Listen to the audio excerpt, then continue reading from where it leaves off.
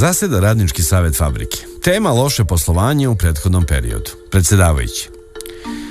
Radnici, kolege, poslovanje je bilo loše u prethodnom petogodišnjem planu. Došli smo do zaključka da su za to krive mašine i da treba da kupimo nove, ruske, prijateljske mašine.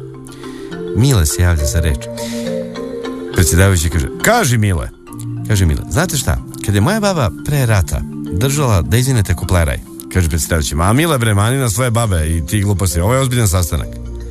Posle godinu dana održava se sličan sastanak, kaže predsjedavajući. Gospodo, drugovi, prijatelji, poslovanje je bilo loše. U ovom jednogodišnjem planu došli smo do zaključka da su za to krive mašine i da treba da kupimo proverene, dobre, nove američke mašine. Mile se opet javlja za reč. Kaže predsjedavajući, šta je bre Mile? Kaže Mile, znate, kada je moja baba pre rata držala kupleraj. Aman bre Mile bre, opet ti o babi kupleraju, rekao sam ti ovo je bre ozbiljan sastanak. Posle 2 godine još uvijek ista priča, kaže predsjedavajući.